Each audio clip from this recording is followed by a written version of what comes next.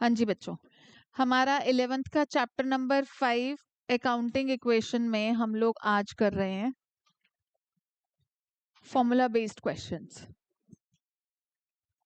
ठीक है, formula based questions के रिगार्डिंग करा तो मैं बहुत बार चुकी हूँ, पर तुम लोगों ने ढंग से करना नहीं है ना। फॉर्मूला बेस्ड क्वेश्चंस में एक तो फॉर्मूला अपना पुराना बेसिक ही है जो हम अब तक करते आए कि assets is equal to liabilities plus capital. ठीक है, अब इसी में अगर मैं कैपिटल निकालना चाहूं तो capital is equal to assets minus liabilities. ठीक है, कैपिटल को हम नेट वर्थ भी कहते हैं बच्चों, ये ध्यान रखना। इनफैक्ट 12th के बोर्ड एग्जाम में नेट वर्थ करके पूछ लिया गया था कि इसका क्या मतलब है। ठीक है, तो चीजें तो ऑब्वियसली कनेक्टेड हैं ही, 11th और 12th दोनों, तो इसलिए थोड़ा सा ध्यान से। ओके बच्चों, अब मुझे यहाँ क्या करना है,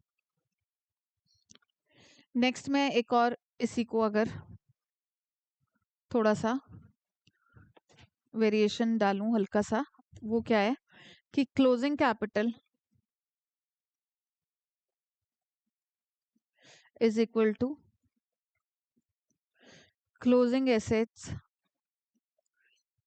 माइनस क्लोजिंग लायबिलिटीज।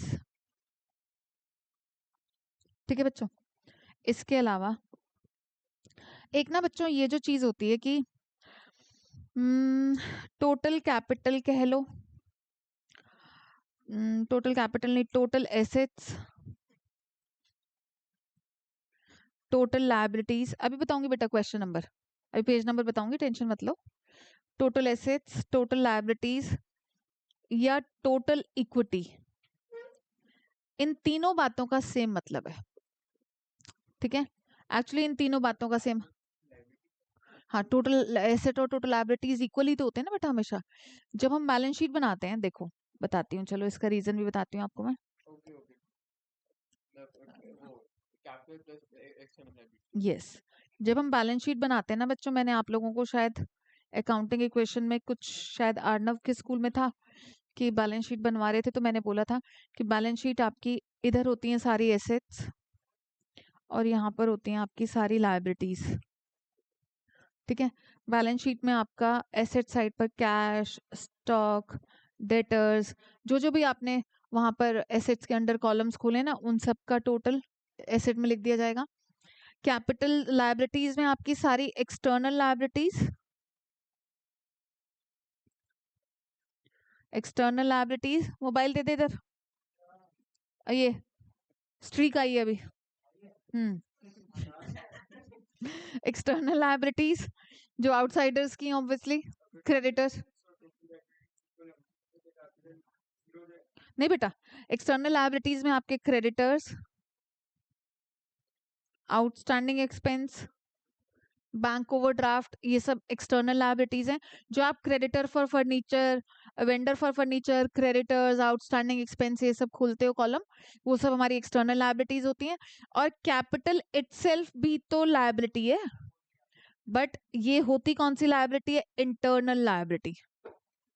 मैंने आप सबको पहले दिन पहले लेक्चर में ही बोला था कि बिजनेस और बिजनेसमैन दोनों सेपरेट एंटिटीज हैं। बिजनेसमैन का लगाया हुआ पैसा बिजनेस के लिए एक लायबिलिटी कंसिडर किया जाता है और उस लायबिलिटी का नेम क्या है, कैपिटल। ठीक है, तो हमारी इंटरनल लायबिलिटी है।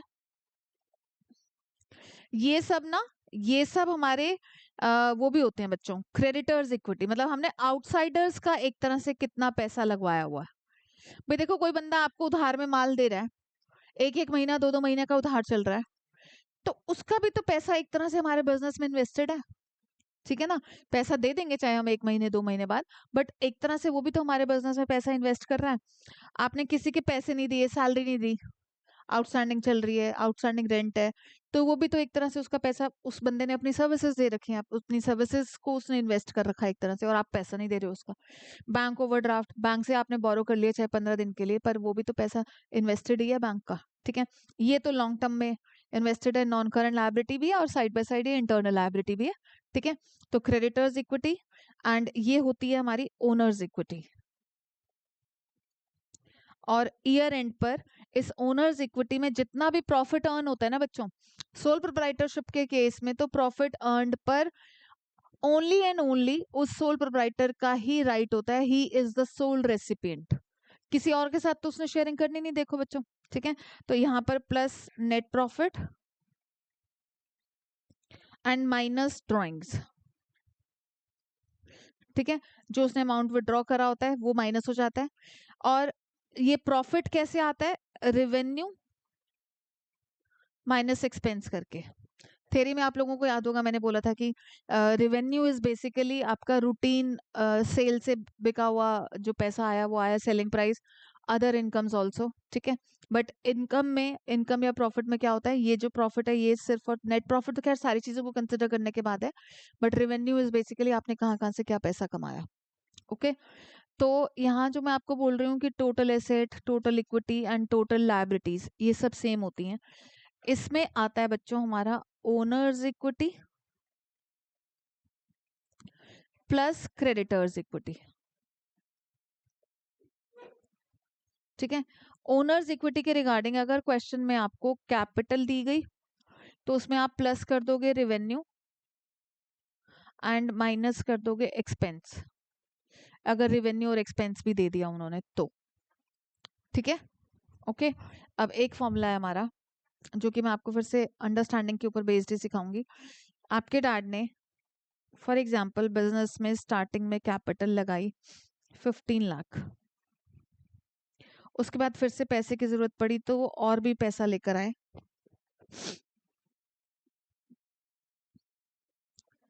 तो वो हो गया हमारा एडिशनल कैपिटल।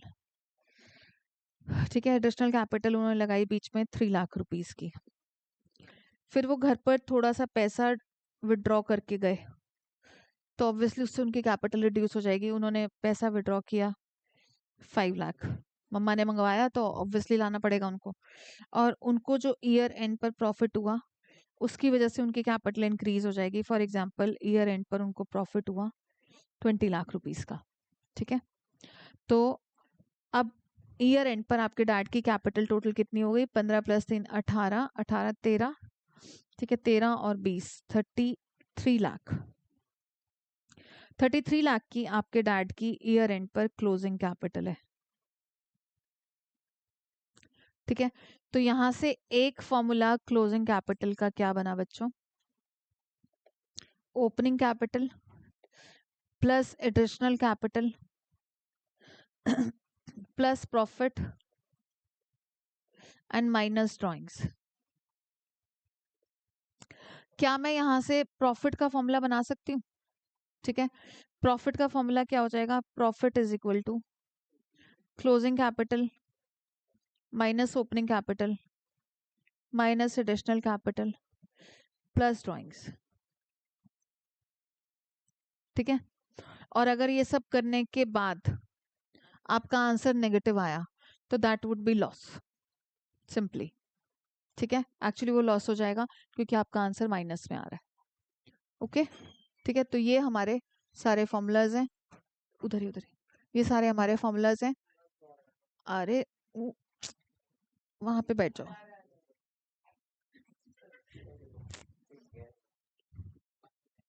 ठीक है बच्चों, ये हमारे सारे फॉर्मूलाज हैं। अब आप इसके ऊपर बेस्ड बुक में क्वेश्चंस निकालो।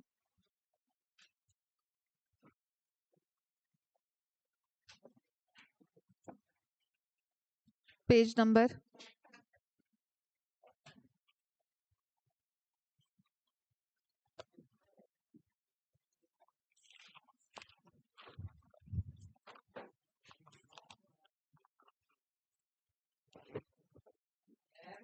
यस, हाँ जी, illustration page number 5.13, illustration number 11 करा रही हूँ पहले मैं आपको। टीएस ग्रेवाल 2025 एडिशन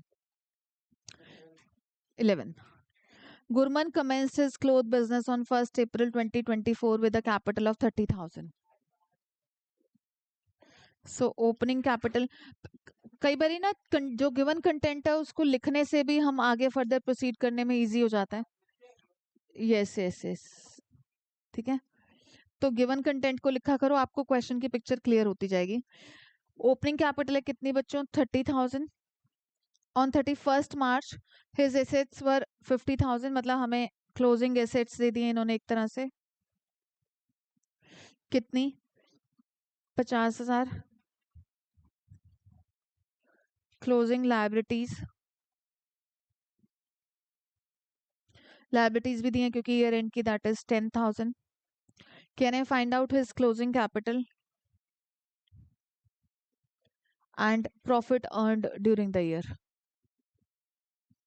देखो बच्चों, आपको पता है कि प्रॉफिट के फॉर्मूला में अभी हमें यहाँ दिख ही रहा है, क्लोजिंग कैपिटल तो चाहिए ही होती है, ठीक है। तो प्रॉफिट का फॉर्मूला तो अभी नहीं लग सकता। आपका क्लोजिंग कैपिटल का क्या मैंने कोई और फॉर्मूला दिया? बच्चे कहते हैं मैम यही वाला तो है, इसको इसको कर लेते हैं। अरे भाई इसमें तो फिर प्रॉफिट में फंस जाएंगे, क्योंकि यहाँ पर आपका क्लोजिंग कैपिटल और प्रॉफिट फिर से अननोन है। तो आपको मैंने क्लोजिंग कैपिटल का एक और फॉर्मूला दिया है, that is closing assets minus closing liabilities. तो इसको यूज करना है हमने, ठीक है।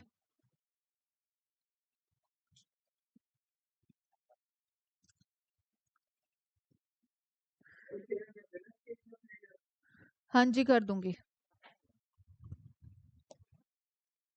ठीक है। तो हम लोग क्लोजिंग कैपिटल पर जाते हैं। Closing capital is closing asset minus, है बेटा, प्रॉफिट होता है closing capital minus opening capital minus additional capital plus drawings. Closing asset में से क्लोजिंग लायबिलिटीज माइनस कर देते हैं, 50,000 माइनस 10,000, 40,000 की हमारी क्लोजिंग कैपिटल आ गई बच्चों।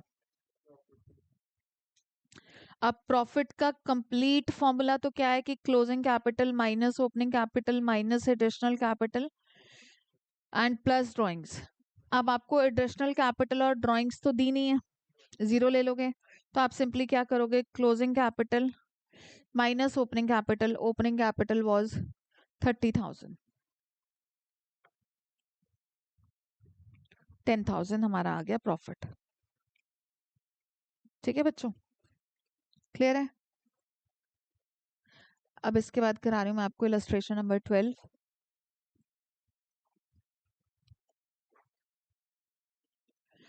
Calculate total liability.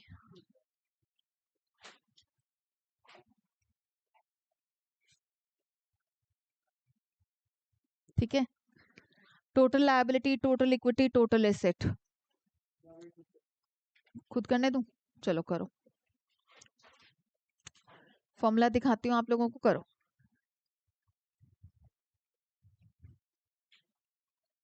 Illustration number 12, formula सामने कर देती हूँ, करो तुम लोग ट्राई, फिर जहां अटकोगे मैं बताती हूँ।